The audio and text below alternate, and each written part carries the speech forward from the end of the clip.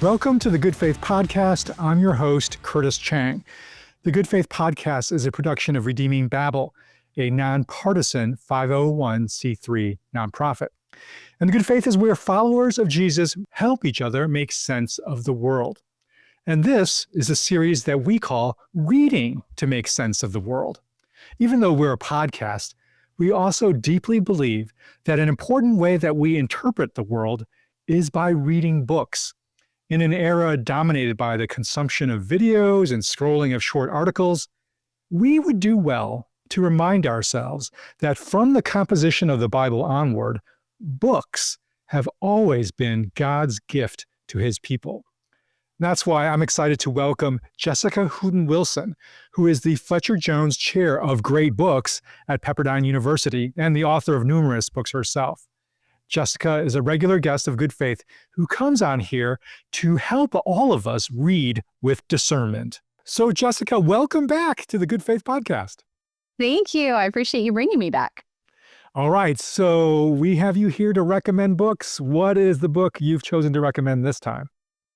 So I'm recommending an old book, and I say that with hesitancy because even though I teach mostly old books, people just have stigmas about old books. They just seem to there's some sort of protest in them already because it's like, oh, you're going to make me read something I read in high school. Yeah. But I'm actually recommending The Tempest by Shakespeare. So it's old and it's definitely one of those books you probably read in high school, but I'm going to highly recommend it. Okay. Why? Why did you choose this book? So The Tempest is one of those books that I'm going to say applies to the moment more than you might expect, right? It's written in the 1600s. It's one of Shakespeare's last plays. And many people thought that he performed the role of the main character who's named Prospero, and Prospero's a magician. So the reason that it applies to now, Prospero embodies for us a character who thinks he can depend on magic. And we likewise think we can depend on this new kind of magic we have in our pockets called technology. Yep. And so what we see in the character of Prospero actually becomes kind of an Aesop's fable for us for what happens when you lean too far in to the idea that you can control your universe rather than you're supposed to conform to the universe as God created it. And that's kind of the lesson that underrides the entire play. You're echoing one of our regular guests, Andy Crouch, who really makes the case that underneath the guts and appeal of technology is the age-old desire for magic. And that, like you just said, magic is the power to control our universe effortlessly, right? So say more about what its vision, what its vision of magic is that this play is portraying, and how it might apply to technology today. Yeah. And I think, Andy has been hugely influential. So let me also give complete credit where credit's due. He's influenced my mind on this. And also a quote from C.S. Lewis from The Abolition of Man. And most people might be familiar with Lewis and his abolition. He basically says at the end that education used to be about us learning the life of virtue, right? So how to be human excellence was prescribed in us. And there was something about natural law that we were trying to learn. And then we were trying to become more like that. And so it was about self-control and knowledge and discipline. And then instead what happens is in the modern age, the 20th century and beyond, currently the world we're in, we decided, well, instead of bending ourselves and transforming our own hearts, what if instead we just controlled everything that we didn't like and we fix everything that we don't like? And so you really see this even in the 1600s with Prospero, because Prospero is studying what he calls the liberal arts, but he's misusing them and misapplying them. So it becomes kind of a lesson for those of us who love the liberal arts that Shakespeare is saying, you can misuse them. You can go into the liberal arts in a way that knowledge puffs up. And you read all these great books so that you can mic drop at a dinner party and show how amazing you are. And, if you have have a GPA high enough so that you get hired by a tech startup or investment banking firm, right? That's right. Yeah. You can get wealth. You can get power. You can get prestige, right? There's ways that you can climb the ladder. And this is Prospero's character at first. He's so obsessed with learning magic that he forgets that he's actually prince of a region. He's a duke and he needs to run his kingdom. And it's this negligence to his responsibility and his duty to other people that causes him to get overthrown. He and his daughter actually get sent away on a boat, and Prospero at this time is obsessed with bringing his magic books with him so that at least wherever he goes, he'll still have magic. So he's kind of like not thinking about his daughter. He's not thinking about the loss of his kingdom. He's just thinking about like, how can I continue to study the magic that helps me control the world, right? Yeah. Well, that's the real, not the only, but one of the key sort of deceptions of technology is that it promises you control, but in the end, it actually cuts you off from relationships that are the source of deep meaning, right? If you just need to go to any restaurant and look around and see families at a dinner table, they're going out to connect because this is a special event. And what are they doing? They're all on their phones or they're on their devices. So and it sounds like that there's a warning here of you're going to be cut off if you study magic or place your faith in magic. Okay, so do you have an excerpt of this play that you want to read? I do, and I definitely I hope 2 is okay. I definitely want to do 2. The first one that I kind of want to set up is, so Prospero's on this island, and the whole play begins because he, through his magic, has caused a tempest, hence the Tempest. But the idea is that he's caused problems, storm, in order to create retribution, to control the people in his life, because it's his brother who, of course, usurped the throne from him that he's going to like take out vengeance on. And then he's also going to make a prince fall in love with his daughter, and then his daughter will get power and wealth and prestige, right? So all the wrong motivations, all the wrong ideas of what power is for, what magic is for. If we kind of take the analogy and parallel it so that you can kind of see this moment most clearly. Imagine every person makes decisions assuming they can control certain things. I think one of the difficulties with technology is that it teaches us the habit of thinking everything is in our control when it's not. Right. And so we think we can control the traffic because we have a GPS that tells us how much traffic, and we can control how long we'll have to be in the car based on, seeing in our phones the wait time. We think we can control our dating life because there are apps that tell us like who to date and who they are and why they matter. There's just lots of ways like we can control our grades, right? ChatGPT, we can use the materials. So there's this like habit of control. And you see this with Prospero, but it's led to nothing but him causing problems, like you said, losing relationships, and thinking that he can actually set up this love relationship between his daughter and this young man. What he doesn't expect, and this is for the passage I'm going to read, what he doesn't expect is he's hiding out, watching this little matchmaking he caused by his own magic, and he witnesses something that throws him for a loop. The 2 characters, Miranda and Ferdinand, they actually do start falling in love, but their love expresses it in ways that he couldn't see. Ferdinand is carrying logs for her, and she tries to take them. She tries to take his job and serve him. He's like, no, I would rather serve you. And then she's like, well, sit down for a minute and rest. I want to take care of you. And they go back and forth competing for who can care for the other person more.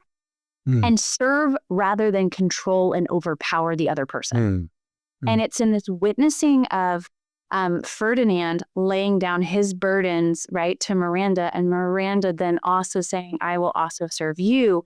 And then, so he says, Ferdinand, for example, says, my heart flies to your service and resides to make me slave to you. And for your sake, I am a patient log man, right? And then she says, do you love me? And he's like, or heaven or earth, of course I love you. And when Prospero sees this love in which they're both wanting to serve one another and lower themselves for one another, he says, oh, fair encounter of 2 most rare affections, heavens rain grace on that which occurs between them. And so it changes his whole perception.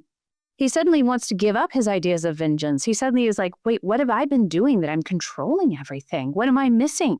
Could it be that if I laid down something and someone else laid down their attempt to overpower me, grace would occur, Hmm. love might occur. And it's like, so it's a paradigmatic, life-changing moment for Prospero.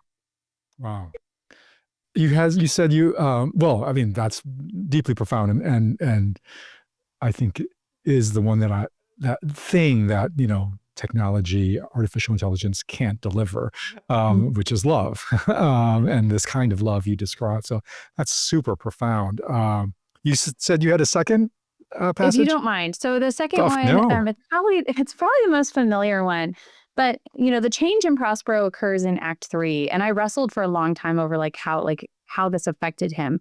But what you see at the very end of the play is he gives up magic. Right? He throws down his cape. He throws down his magic books. You can kind of imagine this is the person who's like, I'm going to set screen time limits on my phone. I'm going to go on Sundays without my phone because Andy Crouch is so wise and the Tech Wise family is something I want to do. This is the person, this is the moment for Prospero. And he's like, nope, I want to try something else. What's fascinating about this moment is that it occurs in the play directed at the audience. Hmm. So if you think about what's required for this moment to really hit home, you almost have to imagine listening to someone say this to you and realize that Shakespeare is being brilliant by inviting the audience to participate in this way of giving grace to Prospero. Hmm. So kind of put yourself in the perspective of the audience as you listen to it. So this is the all-powerful wizard who started the whole play with his storms, thought he was arranging everything, and now he says, now my charms are all o'erthrown. They're all overthrown, right? And what strength I have's my own. So I'm going to read the whole thing, but I'm just going to kind of almost like annotate it for you if you don't mind. But, yeah. Right, like all of my magic, I'm laying down. And instead, I'm just putting myself in front of you. It's kind of like that. What is that movie with Julia Roberts and Hugh Grant where she's like, I'm just a girl standing in front of a boy saying I love Notting you. Hill? Notting Hill or something like that? Yeah. Probably based on Shakespeare, Curtis. So this is him doing that. Like, I'm just here in front of you. And he says, now it's true, I must be confined by you or sent somewhere else, and let me not, since I now have my dukedom, and pardoned the person who deceived me, dwell here, but release me. He's saying this to the audience. Release me from my bands, from the things that trapped me, with the help of your good hands. And so he's like, clap for me. And it's the one thing that he really relies on us to have actually enjoyed the play for us to clap. And he just has to wait and hope that we really enjoyed it. And he says, now I want spirits to enforce. Meaning I lack spirits to enforce this. I can't make you clap. I lack the art to enchant you. I am not pouring a magic spell on you. And my ending is despair unless you relieve me by prayer, which pierces so that it assaults mercy itself, and it frees me from my faults. As you from crimes would pardon be, let your indulgence set me free. So like as you too would hope someone would love you, please love me in this moment. Please give mercy to the man who caused all the problems, who caused the storm, who didn't realize that I was at fault. Just like prayer relieves a fault, could you just forgive me and clap for the end of the play? And it's so beautiful. It's just a beautiful ending that is very participatory. So. Okay, I'm going to go meta here, Jessica. That was very moving. Both passages, I felt like, oh my gosh, that's so profound. And I want to go up and go get a copy of the Tempest from off my shelf and read it. But you know what's going to happen when I do that?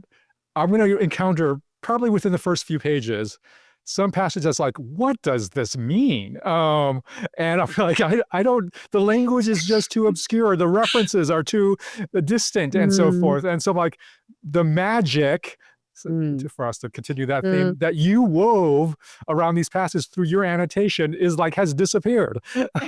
And so, help us. I don't think I'm alone. I mean, I think, there are smarter people out there who go and can pick up a Shakespeare and read it, sort of fluently, but I'm not one of those people. And yet I recognize the wisdom that's contained in this sort of how do we access this across the ages? What would you recommend? Well, I think the first thing that you should do is not ChatGPT or summarize this because you, like It's you will very miss tempting to it. do that. It's super tempting to do that. Yeah. Because that's the Um, temptation of magic, right? yes, it is. It is. Yeah. And the temptation of magic, what ends up happening is you lose the wrestling. And by losing the wrestling with the text, you become unable to wrestle with text. And Hmm. I'm going to go meta and I'm going to say, in Genesis, where God comes down and wrestles with Jacob and then tells us the name of his people is Israel, those who wrestle with God. Guess what? It's still our nature. Like, it's still our identity as God's people to refuse the easy way Hmm. and wrestle with the word we don't understand. Jesus Hmm. also called himself the Word. I am not making this up. I feel like God just instructs us and what he wants us to do is wrestle with hard things. He wants Yeah. us to not be satisfied with milk. I'm going to just keep quoting scripture, but to learn how to eat meat. And we're not going to be able to learn how to eat meat without feeling the humility and frustration and wrestling with something like Shakespeare, which causes us the dissonance of not just eating something easy to understand, but hey, I don't get what this means. I have to pause. I have to read it again. I have to read it out loud. I have to ask for help. I have to talk to the person next to me. All of these things that happen when you read The Tempest is overcoming the magic of making it easy for yourself with either SparkNotes or ChatGPT summaries. And so Yeah. I want to recommend The Tempest not just because it's a great, great book, but because it's going to ask of you that you Hmm. become different than the person who accepts magic and the easy way that magic provides. Wow. Okay, that's very profound. Also, and that's a challenge, I think, to people who it is just so tempting, and it is the temptation of magic, Mhm. to just be like, give me plot summary of Tempest. What are That's the main right. That's themes? right. And it on the sort of sheer surface of information, it does deliver magically all those things, and it asks you, would you like whatever Yeah. follow up. But what it can't provide is actual human development. Human flourishing is what Right. is the cultivation of virtue, like you Yes. said, in referencing C.S. Lewis's Abolition of Man. That's a real challenge when it's just really it's like a browser click away to do Yeah. that. But it is a little bit like, not a little bit, it is profoundly, I think, like, if you don't use it, you will lose it. Yes. And if you don't use those muscles that you're talking about, that's Mhm. required to wrestle with a text, it's very easy to lose it. Yeah. And so, all right. Uh, we talked about ChatGPT. I got to ask you this question, which is, uh, it's not exactly a theme. Well, it is a theme of the book. Um, you're a professor, you're a teacher. Yeah. How are you wrestling with the use of ChatGPT in your classes? I actually think that I did something pretty great this semester. So last spring, I went and visited a friend at Keble College in Oxford, and I was asking him about ChatGPT, and he's like, we don't really have that problem because when I work with the students, they have to come to my office and 2 or 3 of them present their ideas and I give feedback right then and there. And then, they have to come back the next week. And so, they're always presenting their ideas. It has to be their own because they have to defend it in front of me. And then they have to be ready to showcase their mastery when their exams are 2 years away. And so one of the things that I did this semester is I actually have students. And instead of having kind of the normal syllabus in which everybody turns in a paper 3 times over the course of the term, each class period, I have 2 to 3 students. They've signed up according to their own schedule. So it fits their schedule, it fits their life, which cuts down on the stress or the temptation to use ChatGPT because they're in charge. They should pick the least busy times of the rest of their semester, right? Second, they have to actually present their ideas in class. And so the emphasis is on writing as thinking, as a way of thinking, and not the product. So they wrestle with it in front of class. They have to defend their ideas. Other students are then asking them questions about the ideas that they presented. I give them feedback on that actual material so that by the end of the semester, they turn in my paper analog feedback with a revised version. And the grade is just the very end of the semester. They turn in a portfolio of these thought through ideas that they have revised and worked on for so long. to make a kind of, that's the final mastery that they can showcase or not in that final portfolio. But it's really solved the problem. And it means that as a professor, it's cut down a ton on work. Instead of grading 50 essays at one time, they're 7 pages a piece. I'm grading 2 or 3 every class period. Interesting. Right. So it's just a constant flow and I really get to focus on my students' thoughts and give them feedback. And it's more like a conversation. I think that the way education should be, rather than writing to turn in a product or check a box. Well, for all of our teachers and professors who are in our audience, that's a great idea. You can feel free to take it borrow from that Jessica. one, pass it on. Awesome. Jessica, thank you so much for once again guiding us to great books. Absolutely.